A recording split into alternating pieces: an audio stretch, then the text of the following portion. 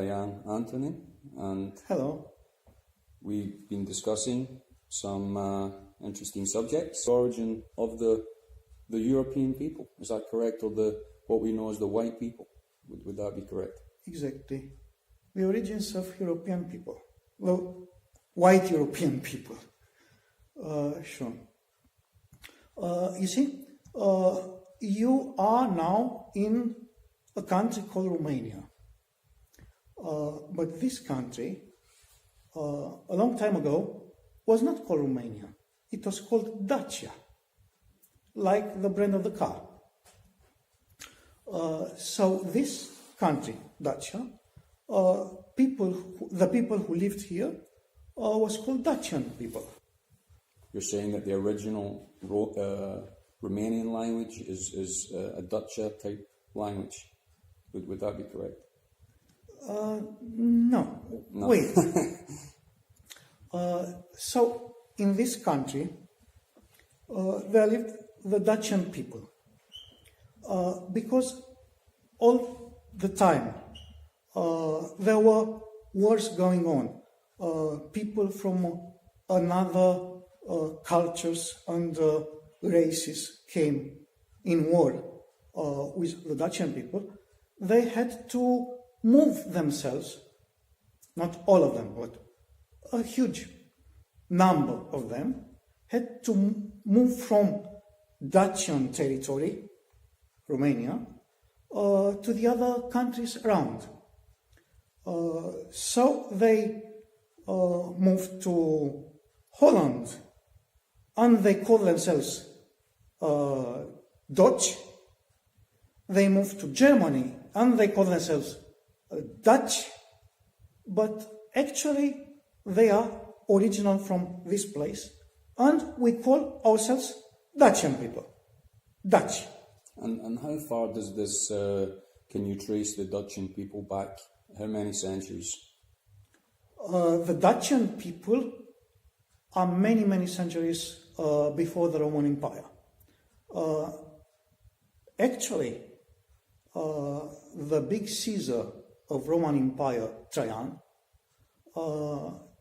he had a war with Dacian people, but before starting the war, he said to his army, I return myself to the ground of my ancestors in order to conquer for myself. He needed Dacia for the gold and other things, very important at that point. Okay, and the Dacia people, I believe, had many enemies, like you're bordered with Russia, you're bordered with Turkey, and I'm sure there's other hostile Europeans. You know, as Europeans have probably fought for position and power for many centuries. So what would you say the number one enemy of the Dutch people were, like in history? They had enemies all over the place. All the neighbors were enemies, at least the one you mentioned. I don't think it's important which one is the biggest. They are all. But the most important thing is that you came through it as a people. So it's if you want to, I understand the last country I was at was Moldova, and they had Stefan the Great, and he was quite well known. So do you have anyone like that you can speak on? I understand it used to be part of Romania, Moldova. Is that correct? Yes, the Russian Empire, when it came here, it divided Moldova into two pieces. One which is called the Republic of Moldova, and the other one which is inside Romania. We call it Moldova as well. I see, yes, people in Moldova, half of them speak Russian, half of them speak Romanian. People in the other country, okay, in the Republic of Moldova, actually they speak Romanian. Most of them do, yes. Most of them. Of course, when communists came,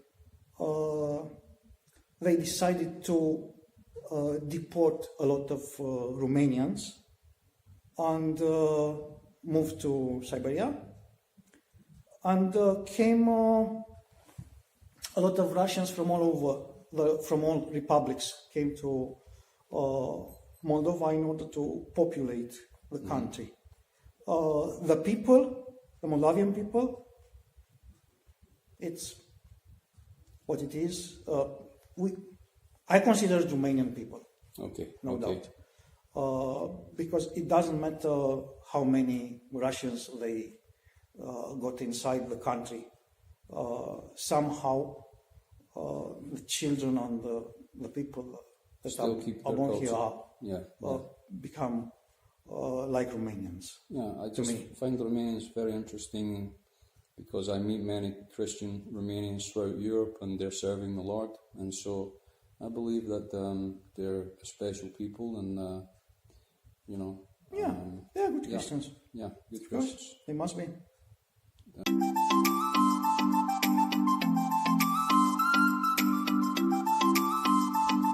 The idea, it crossed my mind from what I've read and things like this, that the white race from all over the Europe comes from our Dacian people.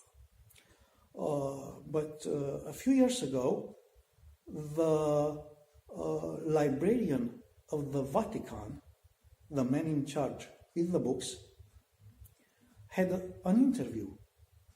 And in that interview, he said something very important. People around the world, they believe that Romanian language is a Latin language. Actually, the truth somehow is the other way around. The Latin language is a sort of Romanian language, mostly is a Dacian language. You're saying it's the original Latin language then?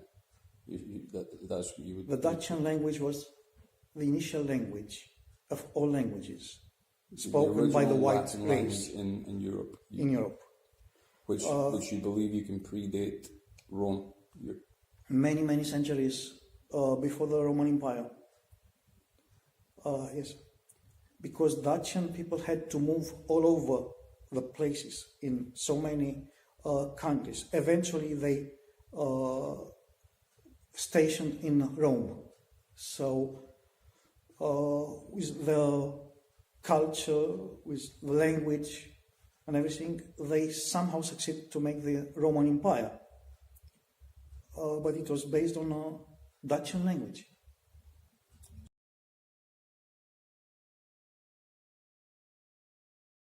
Interesting. So how do you feel then if the next thing about the Romans coming to, they came to Romania at some point in history, quite early on? Would that be correct? The Romans came to this land and... The Romans came to invade Dacia. They needed gold and other stuff. So what you're saying would be that these people originally came from Romania, they settled in Rome and Italy, and after a few centuries they came back to, they needed resources. They were original from Dacia. They moved to Rome. They stayed many, many centuries. And at one point, they were making their empire bigger and bigger. So they were invaders like any other invaders and invaded Dacia for themselves, for their glory.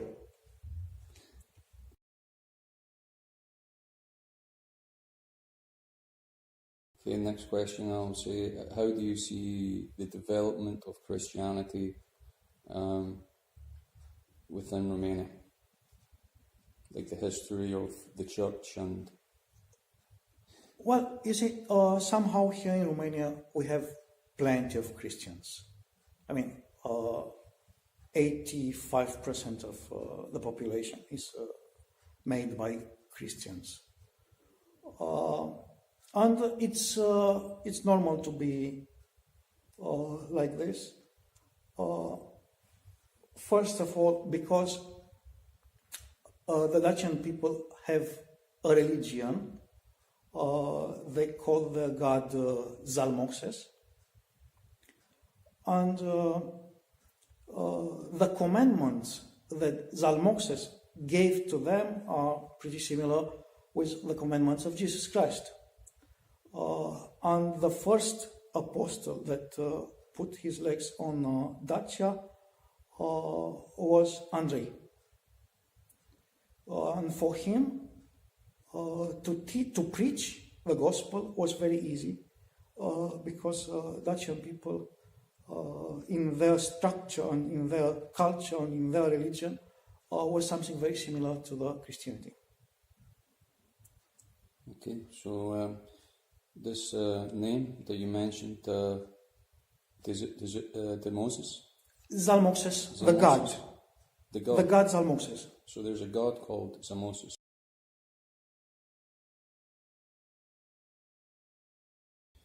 And would this god be based in this area, or is it like how exactly would you describe it?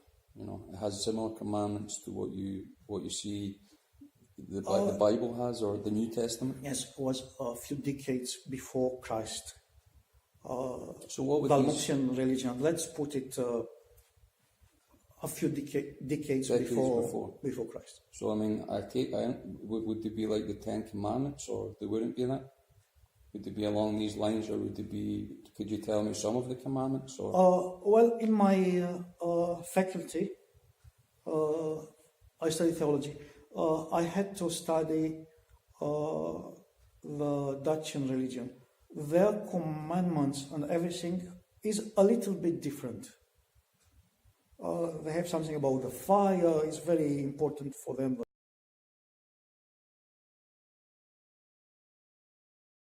Sacred fire and things like this. But the most important commandments: do not kill, do not steal. They have it. Okay, that's they had it before the apostle Andrei came to preach them the Christianity.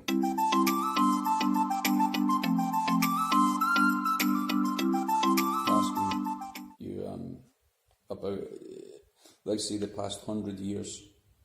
Would you say that maybe American Christianity or British or like Western so-called culture has influenced Romanian Christianity in any way? Only after the revolution from 1990. Before, here was a communist country. Being a communist country, the Christianity was sort of forbidden, but you could go to church. No one will say anything about it.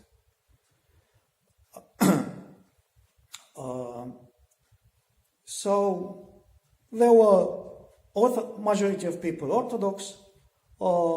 We have Greek Catholics, which are Orthodox united with Vatican, and we have Roman Catholics. Most important cults. And we have some Protestant, Lutherans, and now came the year 1990, and a lot of people from United States, UK, or whatever, they came to Romania in order to help or develop or implement new Christian cults, evangelic, and so on. Okay. Any church has a lot of problems here too. The same problems as they have all over the place. Nothing special, nothing secret about. And of course, Christians should try to name these problems and how to say, express myself.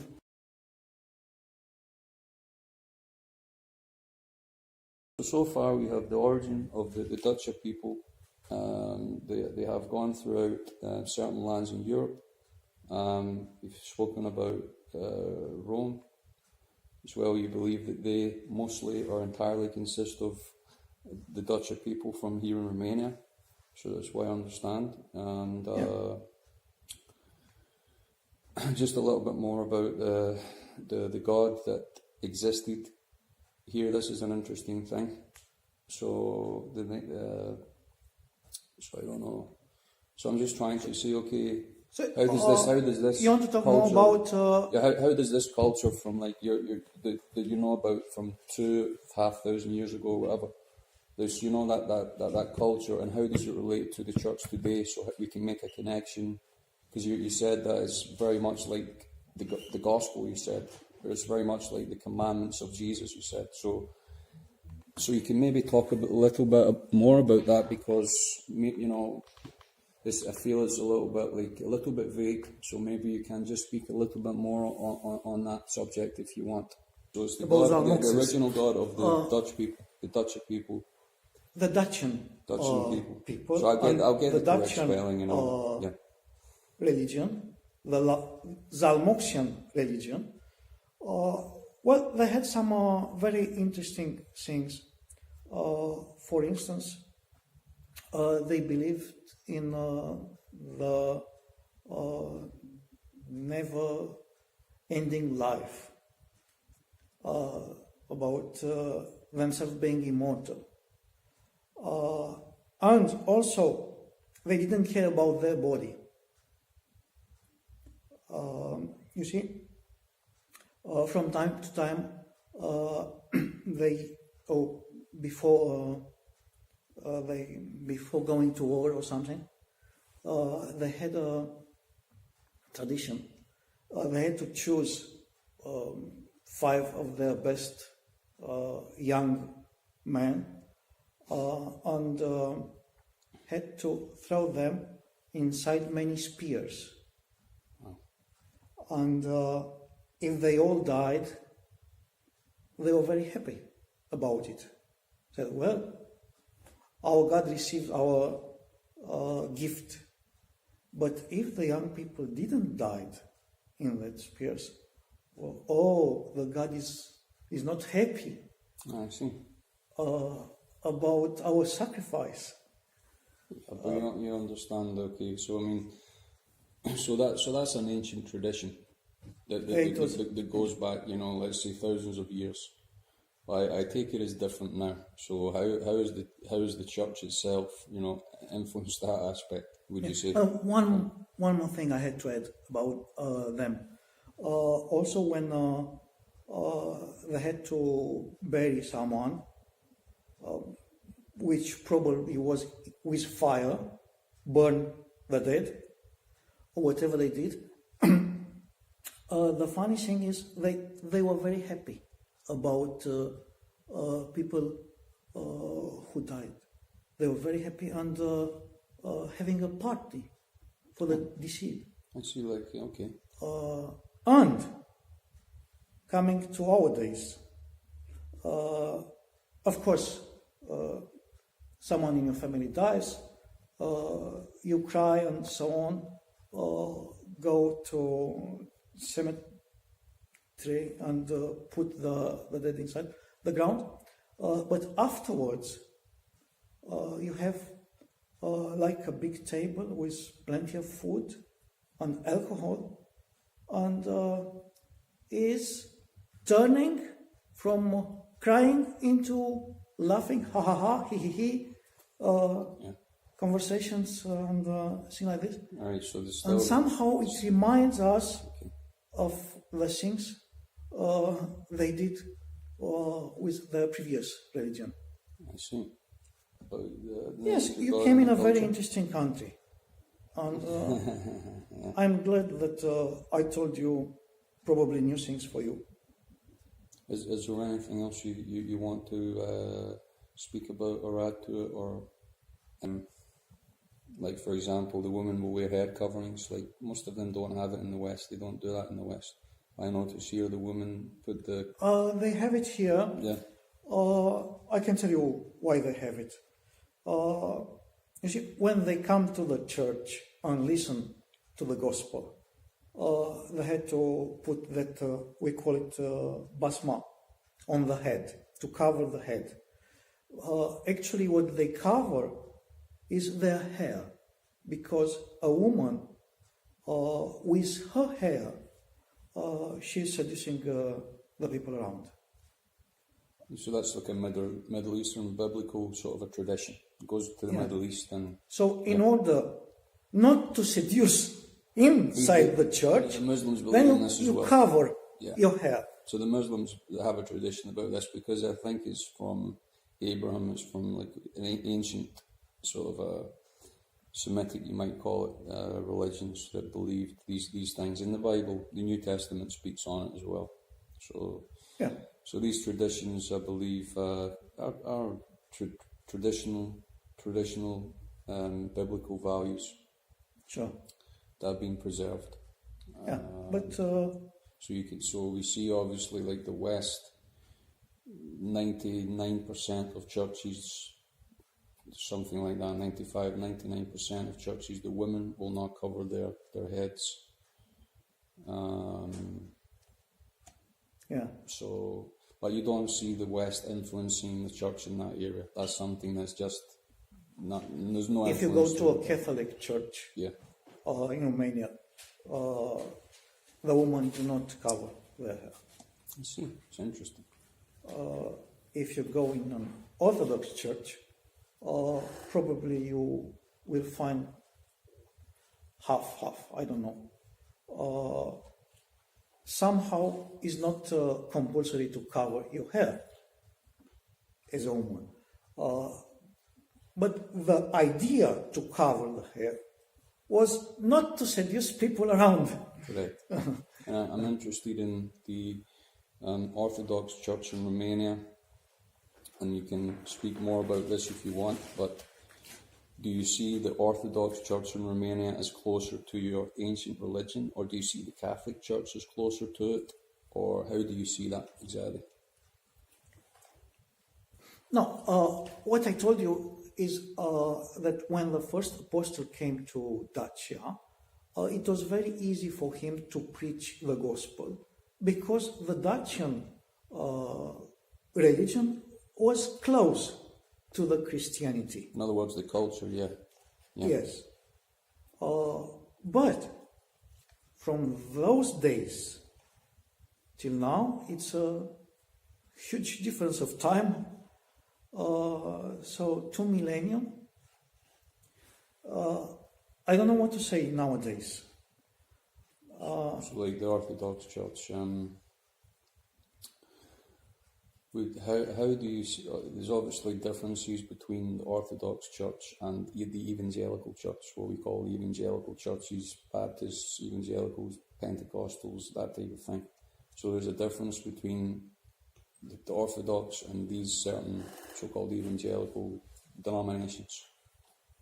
Yes, of course, they have differences. Not a big deal to me. As long as they are all Christians, we can stay at the same table, no problem.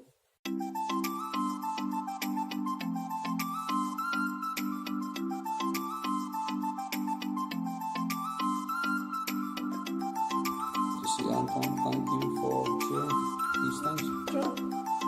You're welcome.